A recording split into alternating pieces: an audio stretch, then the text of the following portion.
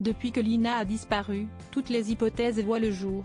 Une des dernières en date est celle de Jean Didier.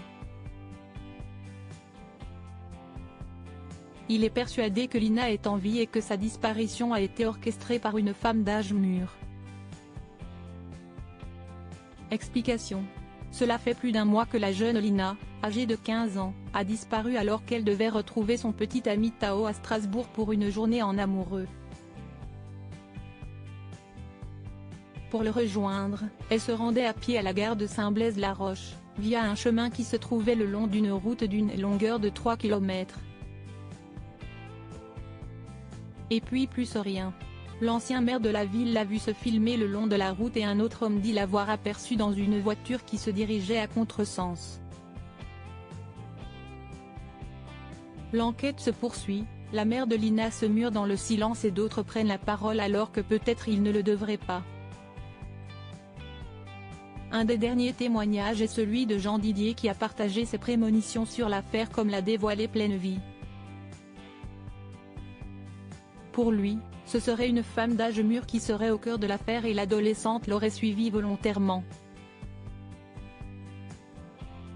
Le médium met la police sur la piste de la maman ou d'une tante comme la tête pensante de la disparition de Lina.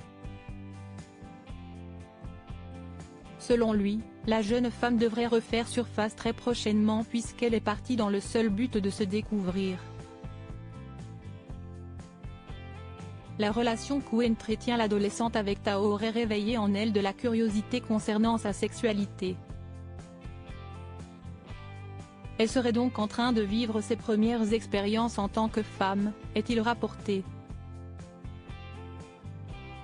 Une version abracadabrantesque. Des propos étranges comme ceux de la mère de Tao. Ces propos sont finalement aussi étranges que ceux de la mère de Tao.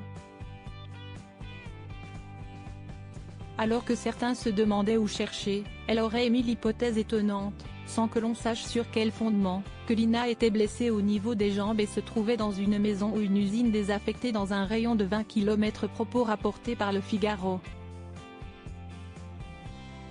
Seul point de Jean Didier qui rejoint d'autres déclarations, le fait que Lina serait montée à bord d'une voiture et semblait être en confiance. La personne âgée qui dit l'avoir vue dans une Clio de couleur bleue, à contresens de la gare, racontait qu'elle lui a fait un coucou et qu'elle semblait aller bien.